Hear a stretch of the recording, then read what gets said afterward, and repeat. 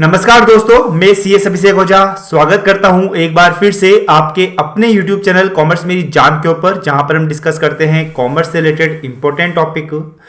तो यहां पर जैसे कि आपको पता है कि हमारी कॉस्टिंग की क्लास चल रही है और कॉस्टिंग की क्लास के अंदर सबसे पहला चैप्टर और सबसे इंपॉर्टेंट चैप्टर जिसका नाम क्या है, जिसका नाम है कंसेप्ट ऑफ कॉस्ट या बेसिक कंसेप्ट ऑफ कॉस्टिंग, इसको हम कह सकते हैं।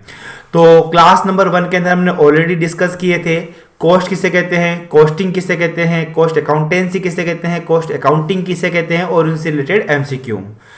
क्लास 2 के अंदर हम डिस्कस करने वाले हैं क्लासिफिकेशन ऑफ कॉस्ट के बारे में। ध्यान से सुन लीजिएगा, क्लासिफिकेशन ऑफ कॉस्ट बहुत ही इंपॉर्टेंट सब टॉपिक बन जाता है बेसिक कंसेप्ट ऑफ कॉस्टिंग से, जहां से एग्जाम के अंदर काफी क्वेश्चन आने के चांसेज हैं। और ये जो क्वेश्चन होते हैं वो काफी कंसेप्चुअल बेस होते हैं, जहां पर अधिकतर स्टूडेंट 2 ऑप्शन में से एक गलत ऑप्शन को टिक करके ही आ जाते हैं। लेकिन आप ये वीडियो एंड तक देख लीजिएगा, आपका जो क्लासिफिकेशन ऑफ कॉस्ट वाला जो टॉपिक है वो बिल्कुल अच्छे से क्लियर हो जाएगा। और एग्जाम के अंदर चाहे कितना भी आपसे क्वेश्चन डिफिकल्ट पूछे या इजी पूछे, आप सभी क्वेश्चनों को बहुत ही इजी वे के अंदर करके आ जाओगे। तो हमने पढ़ा कि कॉस्ट क्या होती है, तो हमने कहा कि कॉस्ट क्या होती है किसी भी प्रोडक्ट को बनाने में या सर्विस को बनाने में जो भी हमारे रिसोर्सेज यूज होते हैं उनको मॉनेटरी टर्म के अंदर कन्वर्ट करना ही क्या कहलाती है, कॉस्ट कहलाती है। और उस कॉस्ट को हम 3 पार्ट्स में डिवाइड कर सकते हैं। कॉस्ट एक्सपेंसेज के रूप में हो सकती है, कॉस्ट एसेट्स के रूप में हो सकती है और कॉस्ट एक लॉस के रूप में हो सकती है। अब उस कॉस्ट को हमने अलग अलग तरीके से क्लासिफाइड किया है बाय नेचर, कि नेचर के अकॉर्डिंग कॉस्ट कितनी हो सकती है या फिर एलिमेंट्स के अकॉर्डिंग कितनी कॉस्ट किस किस प्रकार की हो सकती है, फंक्शंस के अकॉर्डिंग, उनकी वेरिएबिलिटी या बिहेवियर के अकॉर्डिंग, टाइम के अकॉर्डिंग, नॉर्मेलिटी के अकॉर्डिंग की नॉर्मल कॉस्ट होती है, एबनॉर्मल कॉस्ट होती है, मैनेजरियल डिसीजन मेकिंग के संबंध में कॉस्ट। और यह कॉस्ट काफी इंपॉर्टेंट है, यहां से एग्जाम के अंदर बहुत अच्छे क्वेश्चन पूछे जाते हैं। पेमेंट के अकॉर्डिंग ये कॉस्ट भी काफी एक अच्छा कह सकते हो कि टाइप है क्लासिफिकेशन ऑफ कॉस्ट का, जहां से एग्जाम में अंदर क्वेश्चन पूछे जा सकते हैं। एसोसिएशन टू प्रोडक्ट, तो हमने नाम पढ़ लिए। अब एक एक करके क्या करते हैं, फटाफट से इनके बारे में जानने की कोशिश करते हैं। देखिएगा, कहीं पर भी अगर मैं थोड़ा सा भी फास्ट हो जाऊं तो इसका मतलब क्या है कि उस टॉपिक को उतना ही पढ़ना है, और कहीं पर भी अगर मैं स्लो हो जाऊं और चीजों को बार बार रिपीट करूं तो उसका सिंपल सा मतलब होगा कि यार यह जो टॉपिक है वो इंपॉर्टेंट है, ये जो पॉइंट है वो इंपॉर्टेंट है, इसीलिए सर बार बार रिपीट कर रहे हैं और हमको एग्जाम में जाने से पहले इस पॉइंट को देखना ही चाहिए। तो पहला आता है बाय नेचर और एलिमेंट्स। कह सकते हैं कि एक यहां पर जो हमने कॉस्ट बांटी है वो एक प्रोडक्ट के जो एलिमेंट्स होते हैं, एक प्रोडक्ट के जो एलिमेंट्स होते हैं, प्रोडक्ट के अंदर क्या क्या एलिमेंट्स होते हैं उनके आधार पे हमने कॉस्ट बांटी है। एक प्रोडक्ट के अंदर मटेरियल की कॉस्ट आ सकती है, उस मटेरियल के बाद में एक लेबर की कॉस्ट आ सकती है और एक अदर एक्सपेंसेज की कॉस्ट आ सकती है। तो बिल्कुल इजी सा था। और सभी जो इनडायरेक्ट एक्सपेंसेज होते हैं वो मिलकर क्या कहलाते हैं, हमारी कॉस्टिंग के अंदर ओवरहेड कहलाते हैं। आप इस तरह से भी इस पॉइंट को भी ध्यान नोट रखिएगा। तो बाय द एलिमेंट्स हमने पढ़ लिया कि एक प्रोडक्ट के अंदर 3 एलिमेंट्स होते हैं प्रोडक्ट को बनाने के लिए, मटेरियल, लेबर और एक्सपेंसेज। इजी सा था, कोई ज्यादा जोर देने की यहां पर जरूरत नहीं है। फंक्शंस के अकॉर्डिंग मैंने इसको prime cost, production cost, office cost, selling and distribution cost और कन्वर्जन कॉस्ट 5 पार्ट्स में डिवाइड किया है। तो सबसे पहले पढ़ते हैं प्राइम कॉस्ट। प्राइम कॉस्ट का मतलब होता है डायरेक्ट मटेरियल, एक प्रोडक्ट के अंदर जो मटेरियल लग रखा है डायरेक्ट मटेरियल, प्लस प्रोडक्ट को बनाने वाली लेबर, प्लस प्रोडक्ट के ऊपर होने वाले डायरेक्ट एक्सपेंसेज। जहां से आपने रॉ मटेरियल खरीदा है वहां से उसको फैक्ट्री तक लाने के जो भी एक्सपेंसेज होते हैं that is called the direct expenses, है ना। तो इन तीनों चीजों को मिलाकर जो बनते हैं वो बनती है आपकी प्राइम कॉस्ट। क्वेश्चन एग्जाम के अंदर बहुत बार पूछा जाता है कि प्राइम कॉस्ट का मतलब क्या है, direct material plus direct labour plus direct expenses. अब आती है प्रोडक्शन कॉस्ट। देखिएगा, प्रोडक्शन कॉस्ट का मतलब होता है कि वो कॉस्ट जो कि आपके रॉ मटेरियल को, आप जो रॉ मटेरियल लेकर आए थे उसको फिनिश गुड्स के अंदर जो कन्वर्ट करती है कॉस्ट, उन कॉस्ट को कहा जाता है प्रोडक्शन कॉस्ट। तो अब बताइएगा, मेरे रॉ मटेरियल को फिनिश गुड्स के अंदर कौन कौन सी चीजें कन्वर्ट की है, डायरेक्ट मटेरियल, डायरेक्ट लेबर, मैं यहां पर डायरेक्ट एक्सपेंसेज भी लिख सकता हूं, direct expenses plus factory overhead. Simple सी बात है कि एक प्रोडक्ट को बनाने के अंदर क्या कौन से खर्चे होते हैं, फैक्ट्री के अंदर जितने भी जो खर्चे होते हैं वो भी प्रोडक्ट की कॉस्ट के अंदर क्या होते हैं, ऐड होते हैं। तो प्रोडक्शन कॉस्ट बोले तो मटेरियल की कॉस्ट प्लस लेबर की कॉस्ट प्लस एक्सपेंसेज की cost plus factory overhead, plus factory overhead, factory में होने वाले खर्चे। और दूसरा इसी के साथ देखना है कन्वर्जन कॉस्ट। कन्वर्जन कॉस्ट का भी मतलब क्या होता है, कन्वर्ट करना, रॉ मटेरियल को फिनिश्ड गुड्स के अंदर जो कन्वर्ट करते हैं that is called the conversion cost. Okay, तो sir what is the difference between the conversion cost and production cost. देखिएगा मैंने सब कुछ आपके लिए पहले ही यहां पर लिख दिया है। उम्मीद करता हूं कि आपने टेलीग्राम से जाकर पहले पीडीएफ डाउनलोड कर ली होगी, पीडीएफ का प्रिंट आउट निकलवा लिया होगा, और ये जो चीजें हैं जो मैंने लिखी है यहां पर आप खुद एक बार यहां से पढ़ने के बाद में खुद जहां पर मैंने प्रॉपर खाली जगह छोड़ी है नोट्स के अंदर भी, वहां पर आप अपने हाथों से लिखोगे तभी समझ में आएंगे, है ना। तो यह लिखने के बाद ही आपको समझ में आएंगे, ठीक है। और बिल्कुल ऐसा समझ में आ जाएगा कि भूलोगे नहीं आप एग्जाम तक और एग्जाम के बाद में भी। कन्वर्जन कॉस्ट का मतलब क्या होता है, वो कॉस्ट जो कि रॉ मटेरियल को फिनिश्ड गुड्स के अंदर कन्वर्ट करती है। तो what is the difference between production cost and conversion cost, दोनों के बीच में जो डिफरेंस होता है वो किसका होता है, मटेरियल का होता है। अब बताओ प्रोडक्शन कॉस्ट के अंदर क्या क्या आता था, मटेरियल भी आता था, लेबर भी आता था, डायरेक्ट एक्सपेंसेज भी आते थे, प्लस फैक्ट्री ओवरहेड भी आता था। मटेरियल को छोड़ दो, तो मटेरियल को छोड़ दोगे तो क्या क्या हो जाएगा, मटेरियल को छोड़ दो तो मटेरियल को छोड़ दोगे तो क्या क्या हो जाएगा, लेबर हो जाएगा, डायरेक्ट एक्सपेंसेज हो जाएंगे, प्लस फैक्ट्री ओवरहेड हो जाएंगे। वो क्या कहलाती है, कन्वर्जन कॉस्ट कहलाती है। तो कन्वर्जन कॉस्ट बोले तो डायरेक्ट मटेरियल आएगा क्या, नहीं sir, direct labour plus direct expenses plus factory overhead. तो क्या छोड़ दिया हमने, मटेरियल छोड़ दिया। तो मटेरियल छोड़ने के बाद में जो कॉस्ट आती है, प्रोडक्शन कॉस्ट में से मटेरियल की कॉस्ट को हटाने के बाद में जो कॉस्ट आती है that is called the conversion cost. Office cost, administrative जो एक्सपेंसेस होते हैं, सेलिंग एंड डिस्ट्रीब्यूशन, जो भी आपके एडवर्टाइजमेंट वगैरह के खर्चे होते हैं। देखो अब मैं इन चीजों को ज्यादा जोड़ नहीं दे रहा क्योंकि सिंपल चीजें आपको भी पता होनी चाहिए, जबकि मैंने प्रोडक्शन कॉस्ट और कन्वर्जन कॉस्ट के ऊपर बहुत ज्यादा ध्यान दिया है। तो इसका मतलब क्या हुआ, इसका मतलब यही हुआ कि एग्जाम के अंदर क्वेश्चन आने के चांसेस हैं यहां पर, है ना, बाय वेरिएबिलिटी और बिहेवियर। अब ये काफी इंपॉर्टेंट है, यहां से आपका न्यूमेरिकल क्वेश्चन भी पुटअप हो सकता है, यहां पे आपका न्यूमेरिकल क्वेश्चन भी पुटअप हो सकता है। पीडीएफ अगर आपने डाउनलोड कर रखी है तो आपको पता होगा न्यूमेरिकल क्वेश्चन यहां पर मैंने दिया भी है।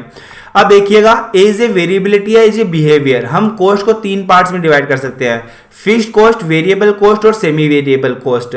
फिक्स्ड कॉस्ट क्या होती है, फिक्स्ड कॉस्ट होती है, फिक्स्ड कॉस्ट को आप पीरियड कॉस्ट भी कहते हो, जो कि सेम रहती है, उसका प्रोडक्शन से कुछ भी लेना देना नहीं होता है। सिंपल सी बात है, सिंपल सी बात है, एक क्लास के अंदर चाहे एक बच्चा बैठे, चाहे इस क्लास के अंदर 50 बच्चे बैठे हैं, ठीक है ना, एक बच्चा बैठे या फिर 50 बच्चे बैठे हैं, तो जो रेंट लगने वाला है उस रूम का वो तो उतना ही लगने वाला है।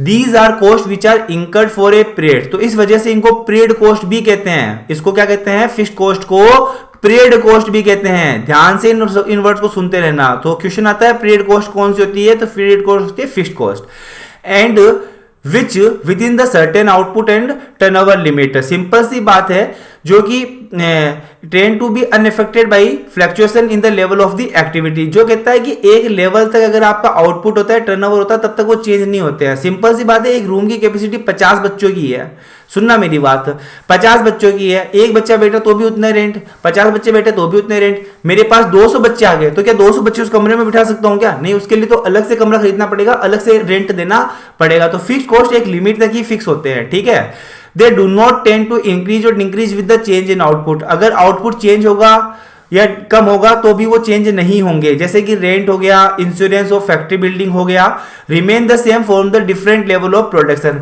लेवल ऑफ प्रोडक्शन चेंज होने से, लेवल ऑफ प्रोडक्शन चेंज होने से इन ये कॉस्ट चेंज नहीं होती है। तो सिंपल सी बात है, मैं यहां पर आपको एग्जांपल दे देता हूं कि अगर आपने यूनिट बनाई और ये फिक्स्ड कॉस्ट, यूनिट बनाई 10, फिक्स्ड कॉस्ट लगी 100, यूनिट बनाई 20 तो भी फिक्स्ड कॉस्ट कितनी लगी, 100 लगी, ठीक है ना। अभी इस एग्जांपल पे मैं वापस आऊंगा, कॉपी में लिख के रखना। वेरिएबल कॉस्ट का मतलब होता है जो कि आपकी एक्टिविटी या फिर प्रोडक्शन के साथ साथ वेरी होती रहती है। प्रोडक्शन बढ़ा तो ये भी बढ़ जाएगा, प्रोडक्शन कम हुआ तो ये भी कम हो जाएगा। मटेरियल, डायरेक्ट मटेरियल की कॉस्ट, जितना ज्यादा प्रोडक्शन करोगे उतना ज्यादा डायरेक्ट मटेरियल चाहिए होगा, जितना ज्यादा प्रोडक्शन करोगे उतनी ज्यादा लेबर चाहिए होगी। प्रोडक्शन करोगे ही नहीं तो लेबर भी नहीं चाहिए होगी, मटेरियल भी नहीं चाहिए होगा। नेक्स्ट आता है सेमी वेरिएबल कॉस्ट। तो सिंपल सी बात है, इसका भी मैं वेरिएबल कॉस्ट का भी आपको एक एग्जांपल देता हूं कि यहां पर ये जो यूनिट है, फॉर एग्जांपल 10 यूनिट 10 है तो वेरिएबल कॉस्ट है 100। यूनिट 20 है तो वेरिएबल कॉस्ट हो जाएगी 200। ठीक है जी, हाँ जी सर ठीक है। सेमी वेरिएबल का मतलब हुआ, सेमी का मतलब होता है आधा, सेमी का मतलब क्या होता है आधा। तो ये आधा तो वेरिएबल है तो आधा क्या हो जाएगा, फिक्स हो जाएगा। एक ऐसी कॉस्ट जिसके अंदर वेरिएबल भी है और फिक्स्ड कॉस्ट दोनों की दोनों शामिल होती है, that is called the semi variable cost. इसके एग्जांपल याद रख लेना। टेलीफोन बिल, तो आपको पता है ना लैंडलाइन जो होते थे, तो अभी भी होते हैं, लैंडलाइन जो होते हैं उनके ऊपर जो फिक्स मंथली रेंट आता है कि भाई इतना रुपए तो 120 रुपए तो महीने का देना ही पड़ेगा, तो वो तो हो गया फिक्स। उसके बाद में जितने ज्यादा कॉल करोगे वो उतना ही बढ़ता जाएगा। तो उसके अंदर फिक्स का भी पार्ट है और वेरिएबल का भी पार्ट है। गैस और इलेक्ट्रिसिटी के अंदर भी ऐसा ही होता है। अगर आपने पूरे महीने पूरे गैस का तो वो जो पाइपलाइन आती है ना, और इलेक्ट्रिसिटी का भी ऐसा ही है, अगर आपने पूरे महीने आप गांव चले गए, इलेक्ट्रिसिटी चलाई नहीं, तो भी जो मिनिमम चार्जेस होते हैं वो तो आते ही आते हैं। क्लियर है बात? तो मतलब कि इसके अंदर सबसे पहले तो क्या याद रखना, सेमी वेरिएबल का मतलब तो समझ में आ गया, जो वेरिएबल भी और फिक्स भी है। तीनों एग्जाम्पल भी याद रखने हैं क्योंकि एग्जाम्पल एग्जाम के अंदर पूछे जाते हैं। नाम ही है एग्जाम्पल, एग्जाम के पल, तो एग्जाम्पल एग्जाम के पलों में एग्जाम्पल ही तो पूछे जाएंगे, तो एग्जाम्पल तो जरूर से याद करना ही करना है। अब यहां पर एक छोटा सा एक एनालिसिस मैं आपको बता रहा हूं फिक्स्ड कॉस्ट और वेरिएबल कॉस्ट में, जो कि again MCQ point of view से काफी ज्यादा इंपॉर्टेंट हो जाता है। फिक्स्ड कॉस्ट जो रहता है कॉस्ट वाइज वो फिक्स रहता है। तो देखो फिक्स्ड कॉस्ट यहां पर भी 100 है और यहां पर भी 100 है, ठीक है, लेकिन कॉस्ट पर यूनिट वाइज वो वेरिएबल हो जाता है। ये चीज बहुत ध्यान से देखना है ना कि जो फिक्स्ड कॉस्ट होती है वो कॉस्ट पर यूनिट वाइज क्या हो जाती है, वेरिएबल हो जाती है। सर कैसे बताओ हमको? अब बताओ cost per unit, cost per unit मेरे को यहां पर बताओ। 10 हो जाएगी यहां पर कितनी हो जाएगी, 100 डिवाइडेड बाय 20, 5 हो जाएगी। तो यानी कॉस्ट पर यूनिट तो ये क्या होती रहती है, चेंज होती रहती है। लेकिन अगर टोटल कॉस्ट की बात करेंगे तो यहां पर भी ये कितनी है, 100 है, और यहां पर भी ये कितनी है, 100 है। जबकि मैं बात करता हूं वेरिएबल कॉस्ट की, वेरिएबल कॉस्ट कॉस्ट वाइज तो वेरी करती है। 10 पे 100 थी, 20 पे 200 थी, कॉस्ट वाइज तो क्या कर रही है, ये वेरी कर रही है। लेकिन अगर मैं कॉस्ट पर यूनिट निकाल लेता हूं तो यहां पर भी 10 आएगी और यहां पर भी 10 आएगी। 100 डिवाइडेड बाय 10 10, 200 डिवाइडेड बाय 20 10, है ना। तो यानी कि जो वेरिएबल कॉस्ट होती है वो कॉस्ट वाइज तो क्या होती है, वेरिएबल होती है। 10 पे 100, 20 पे 200, लेकिन कॉस्ट पर यूनिट वाइज वो क्या होती है, फिक्स होती है। क्लियर हुई बात? हाँ भी सर बिल्कुल क्लियर हो गई।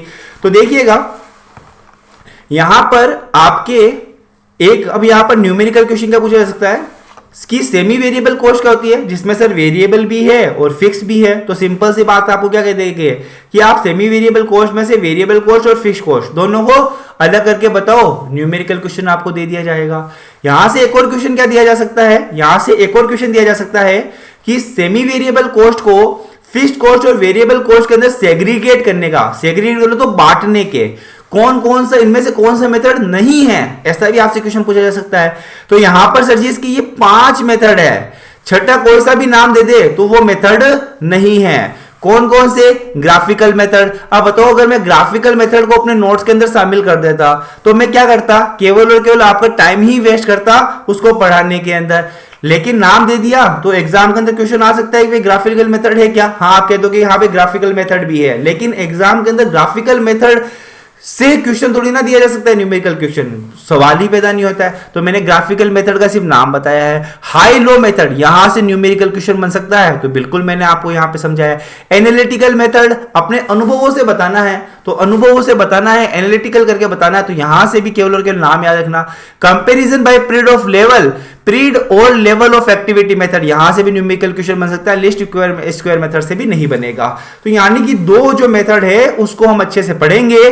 कौन किसके दो मेथड, जहां पर हम सेमी वेरिएबल कॉस्ट को फिक्स्ड कॉस्ट और वेरिएबल कॉस्ट के अंदर क्या कर रहे हैं, बांट रहे हैं। पहला आता है high low method. High low method के अंदर क्या होता है, आपको सेल दे रहेगी हाईएस्ट वॉल्यूम पे और लोएस्ट वॉल्यूम पे, कि अगर हम हाईएस्ट एडी चोटी का जोड़ लगा दें तो हमारी सेल हो सकती है 140, कुछ भी जो नहीं लगाएंगे तो भी 80,000 की सेल हो जाएगी। और टोटल कॉस्ट भी दे रखी होती है कि हाईएस्ट लेवल के ऊपर हमारी जो सेल हमारी कॉस्ट होती है वो 72,000 होती है और लोएस्ट के ऊपर 60,000 होती है। तो सबसे पहले तो दोनों का डिफरेंस देख लेना।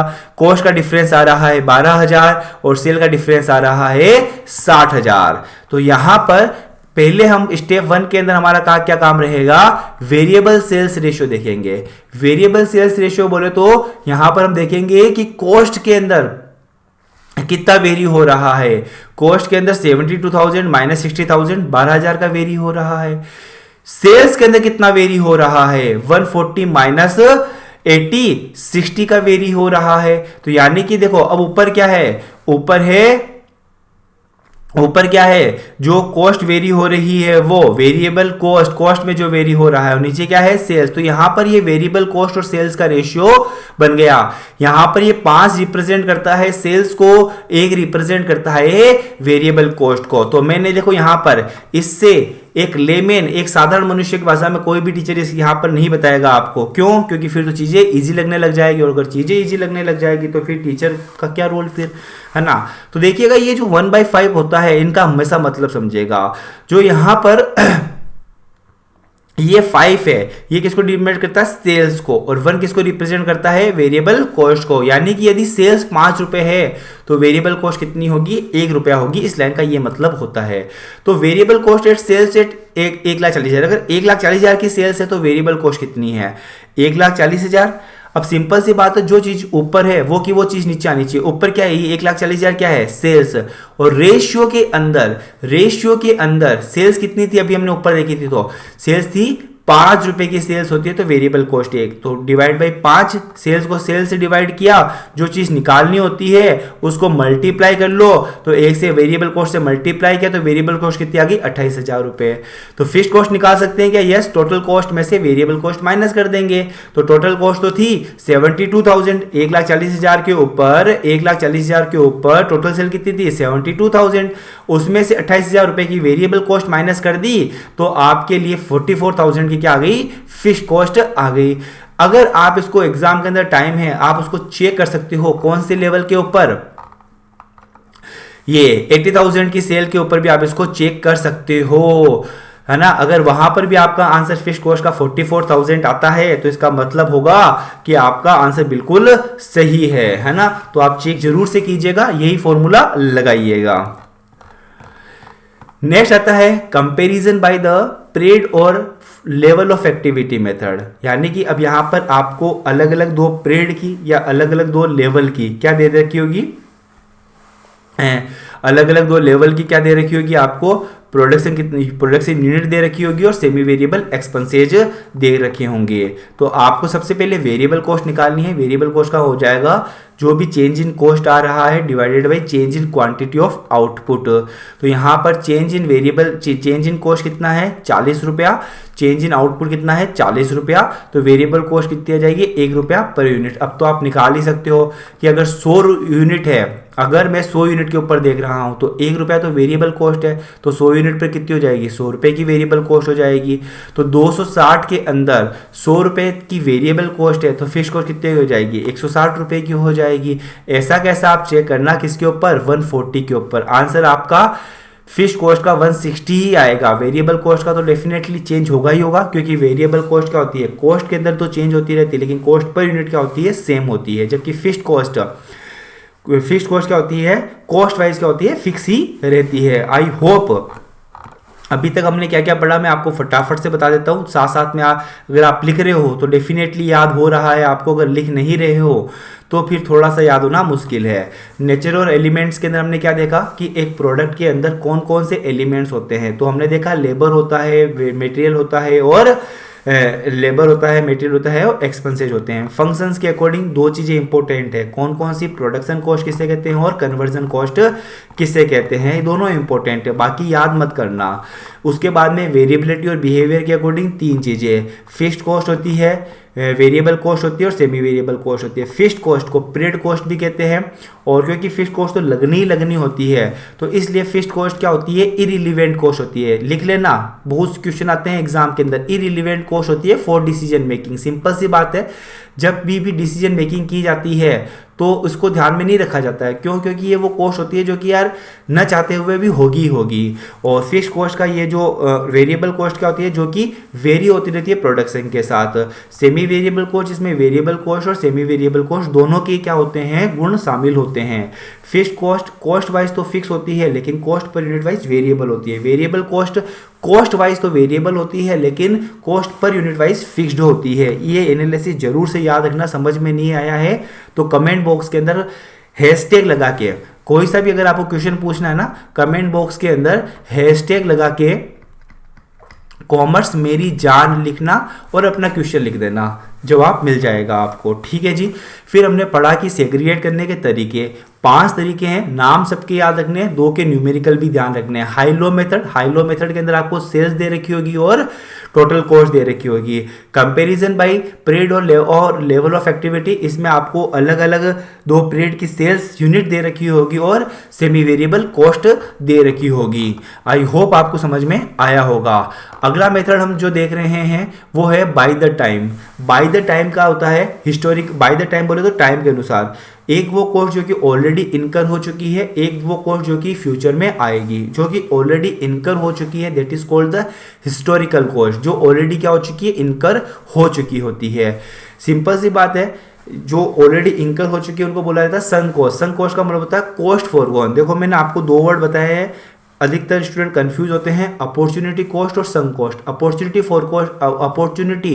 कॉस्ट का मतलब होता है इनकम फॉरगॉन, संक कॉस्ट का मतलब होता है कॉस्ट फॉरगॉन। आई बात समझ में, कंफ्यूज मत होना। तो संक कॉस्ट का मतलब होता है कि वो कॉस्ट जो कि हमारी पहले ही लग चुकी है, क्योंकि सिंपल सी बात है वो कॉस्ट पहले ही लग चुकी है, अब वो कॉस्ट रिकवरेबल नहीं है। अब वो कॉस्ट क्या नहीं है, रिकवरेबल नहीं है। क्योंकि अब वो कॉस्ट रिकवरेबल नहीं है इसलिए वो कॉस्ट कौन सी कहलाती है, संक कॉस्ट कहलाती है, हिस्टोरिकल कॉस्ट कहलाती है। सिंपल सी बात बताओ, जो कॉस्ट रिकवरेबल भी नहीं है, जो कॉस्ट लग भी चुकी है, क्या जब डिसीजन लेंगे तब हमको उनको ध्यान में रखना चाहिए? नहीं, अब हमको ध्यान में नहीं रखना चाहिए। डिसीजन मेकिंग करते समय इनका किसी भी तरह का कोई भी रोल नहीं होता है। प्री डिटरमाइंड कॉस्ट, वो कॉस्ट जो कि फ्यूचर की होती है, डिसीजन मेकिंग के अंदर क्या होती है, इनका रोल होता है। नॉर्मलिटी के अकॉर्डिंग देखें तो नॉर्मल कॉस्ट होती है और एबनॉर्मल कॉस्ट होती है। नॉर्मल कॉस्ट बोले तो जो कि लगेगी ही लगेगी, मटेरियल की कॉस्ट लगेगी ही लगेगी, ये अनअवॉइडेबल कॉस्ट होती है, इनको कॉस्ट शीट में चार्ज किया जाता है। जबकि एबनॉर्मल कॉस्ट जिनको आप अवॉइड कर सकते हो, और अगर वो कॉस्ट लगती है तो उसको आपको कॉस्टिंग P&L के अंदर चार्ज करना होगा। ये इंपॉर्टेंट लाइन मैंने यहाँ पर आपके लिए लिख दी है। नेक्स्ट आता है cost for managerial decision making. Again देखो, अभी तक जितनी आपने कॉस्ट पढ़ी है ना वहीं से यहाँ पर आ जाएगा।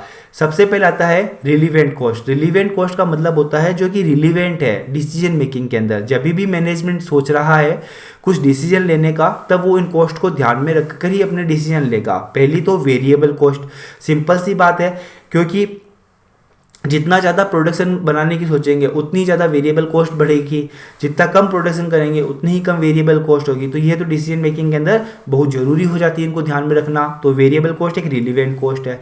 शट डाउन कॉस्ट, अब ये शट डाउन कॉस्ट क्या होती है? शट डाउन कॉस्ट का मतलब ध्यान समझना, मैंने यहाँ पर एक वर्ड लिखा है, पहले उस वर्ड के ऊपर थोड़ा सा जोर दे दो आप, है ना। हम क्या कर रहे हैं अपने सिंपल सा मैं बताता हूँ, है ना। एक ऐसी जगह जहाँ पर प्रॉपर सर्दी भी पड़ती है अच्छी तरीके से, प्रॉपर गर्मी भी पड़ती है बहुत अच्छे तरीके से, ठीक है ना। तो वहाँ पर तो आपका जो आइसक्रीम वगैरह है वो तो 12 महीने चल नहीं सकती है। जैसे कि अभी मैं पुणे में रह रहा हूँ, पुणे में तो 12 महीने एक जैसा ही मौसम होता है, तो वहाँ पर तो आइसक्रीम वाले 12 महीने चलते हैं ना। लेकिन अभी हम सपोज करो कि अपने राजस्थान की बात कर लेते हैं, तो राजस्थान के अंदर तो भाई साहब जब सर्दी लगेगी तो इतनी खतरनाक सर्दी होती है कि आपको सब चीज़ें गर्मी चाहिए, और गर्मी के अंदर इतनी गर्मी पड़ती है कि सब चीज़ें ठंडी ही चाहिए, ठीक है ना। तो अब कोई आइसक्रीम बनाने वाला होता है तो क्या वो पूरे 12 महीने आइसक्रीम बनाता है? नहीं सर, आइसक्रीम वाला क्या करेगा, 6 महीने आइसक्रीम बनाएगा, 6 महीने बंद रखेगा। तो जब वो 6 महीने का टेम्पररी शट डाउन होगा तब भी उस आइसक्रीम की फैक्ट्री जो होगी उसका रेंट लगेगा, एम्प्लॉयज़ की सैलरी लगेगी। तो अब क्या करना है उसको, आइसक्रीम बनाते समय, अपना प्रोडक्शन करते समय उतना प्रोडक्शन करना चाहिए ताकि वो कॉस्ट भी क्या हो जाए, कवर हो जाए। अदरवाइज तो वो आइसक्रीम वाला कहेगा कि 6 महीने तो मैं बहुत प्रॉफिट में जा रहा हूँ, 6 महीने तो बहुत प्रॉफिट में जा रहा हूँ, और 2 साल के अंदर बंद होकर अपनी दुकान भी बंद करके वापस गांव को रवाना हो जाएगा। तो ये बात ध्यान में रखिएगा। तो शटडाउन कॉस्ट का मतलब क्या होता है कि हमारा जो प्लांट है वो क्या होता है, टेम्पररी, परमानेंट नहीं, टेम्पररी क्या होता है, शट डाउन होता है। तभी भी कुछ कॉस्ट लगती है, जैसे कि बताया मैंने, रेंट हो गया, अपने एम्प्लॉयज़ की सैलरी हो गई, तो वो लगेगी। तो आपको टेम्पररी शट डाउन से पहले इतना प्रोडक्शन कर लेना है कि वो प्रोडक्शन बिकेगा ना, तो आपकी जो वो टेम्पररी शट डाउन के अंदर जो कॉस्ट होती है वो भी कवर अप हो जानी चाहिए। तो बताओ क्या इस बात का ध्यान रखेंगे या नहीं रखेंगे डिसीजन मेकिंग करते समय कि कितना प्रोडक्शन करें? बिल्कुल ध्यान में रखना ही पड़ेगा।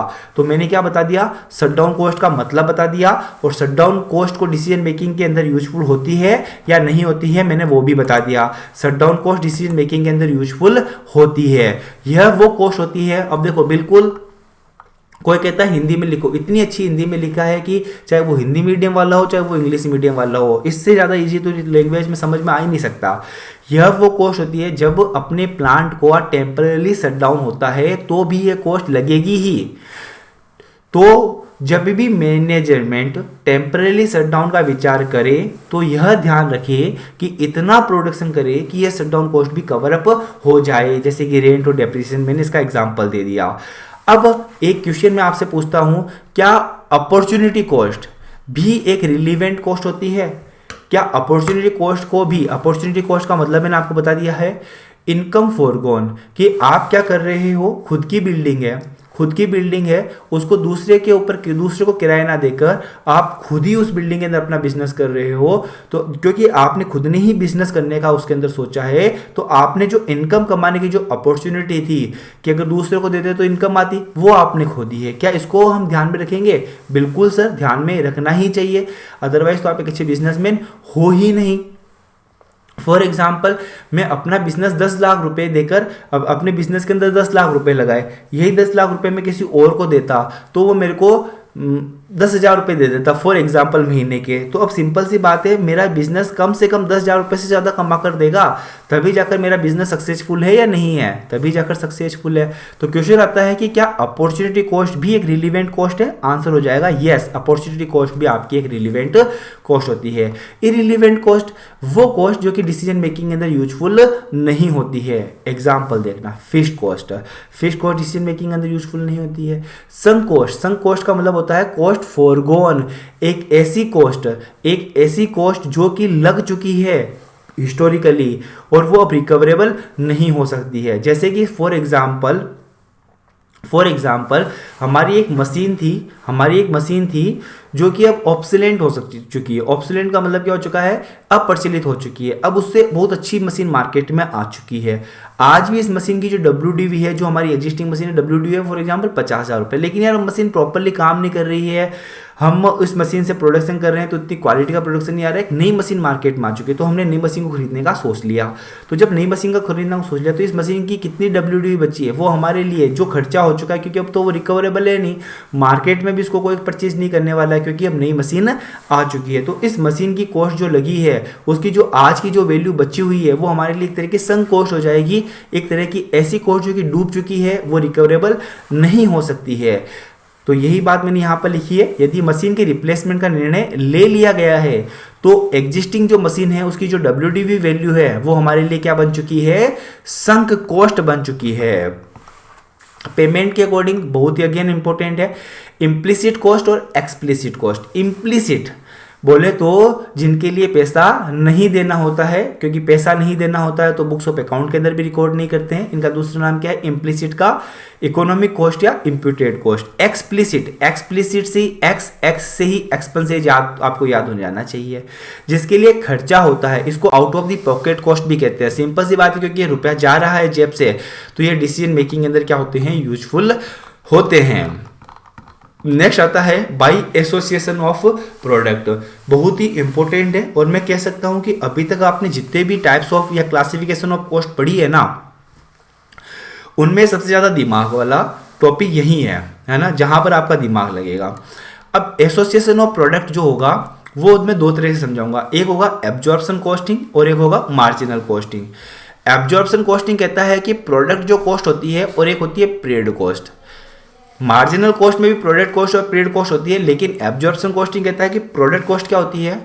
जो कॉस्ट इन्वेंट्री को एलोकेट की जा सकती है। हमारा जो क्लोजिंग स्टॉक बचा हुआ है ना, उसको जो कॉस्ट एलोकेट की जा सकती है वो कहलाती है आपकी प्रोडक्ट कॉस्ट। कौन कौन सी कॉस्ट आपके बचे हुए माल को एलोकेट नहीं किया जा सकती है? सिंपल सी बात है, सेलिंग और डिस्ट्रीब्यूशन के जो एक्सपेंसेस होते हैं वो इसको एलोकेट नहीं किए जा सकते हैं। तो कौन कौन से खर्चे एलोकेट किए जा सकते हैं? Raw material, labour, factory overhead. कौन कौन से खर्चे एलोकेट नहीं किए जा सकते? Office overhead, selling and distribution overhead. ये क्या कहलाती है? आपकी पीरियड कॉस्ट कहलाती है। जबकि मार्जिनल कॉस्टिंग कहलाती है कि सभी वेरिएबल कॉस्ट तो प्रोडक्ट कॉस्ट होती है और सभी फिक्स्ड कॉस्ट आपकी पीरियड कॉस्ट होती है।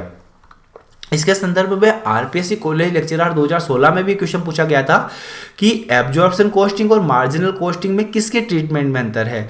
तो वो अंतर है फिक्स्ड कॉस्ट में, क्योंकि एब्जॉर्प्शन कॉस्टिंग ऐसा नहीं कहता है कि फिक्स्ड कॉस्ट जो है सभी फिक्स्ड कॉस्ट पीरियड कॉस्ट है। वो कहता है कि फिक्स्ड कॉस्ट भी प्रोडक्ट कॉस्ट हो सकती है, लेकिन वो उस इन्वेंट्री के ऊपर लगी हुई होनी चाहिए। यानी कि वो फिक्स्ड कॉस्ट जो होती है वो मटेरियल के रूप में, लेबर के रूप में और फैक्ट्री ओवरहेड के रूप में होनी चाहिए। जबकि मार्जिनल कॉस्ट कहता है कि भाई साहब वेरिएबल कॉस्ट ही केवल प्रोडक्ट कॉस्ट है, फिक्स्ड कॉस्ट कभी भी प्रोडक्ट कॉस्ट नहीं बन सकती है, वो तो पीरियड कॉस्ट ही रहेगी। तो मार्जिनल कॉस्टिंग के अंदर हम वेरिएबल कॉस्ट को इंडिविजुअल प्रोडक्ट के ऊपर एप्लीकेबल करते हैं और फिक्स्ड कॉस्ट को पीरियड कॉस्ट मानते हैं और कंट्रीब्यूशन में से डिडक्ट करते हैं।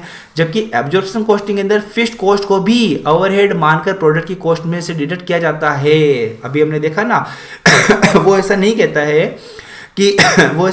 है कि आपकी फिक्स्ड कॉस्ट है तो ये हमेशा पीरियड कॉस्ट ही रहेगी। वो कहता है कि अगर वो इन्वेंट्री के ऊपर कोई कॉस्ट लगती है, चाहे वो फिक्स्ड हो चाहे वो वेरिएबल हो, अगर कोई कॉस्ट इन्वेंट्री के ऊपर लगती है चाहे वो फिक्स्ड हो चाहे वो वेरिएबल हो, वो प्रोडक्ट कॉस्ट है। अगर कोई कॉस्ट इन्वेंट्री के ऊपर नहीं लगती, like selling and distribution expenses, तो वो क्या हो जाएगी? पीरियड कॉस्ट हो जाएगी। ये डिफरेंस होता है मार्जिनल कॉस्टिंग के अंदर और एब्जॉर्प्शन कॉस्टिंग के अंदर।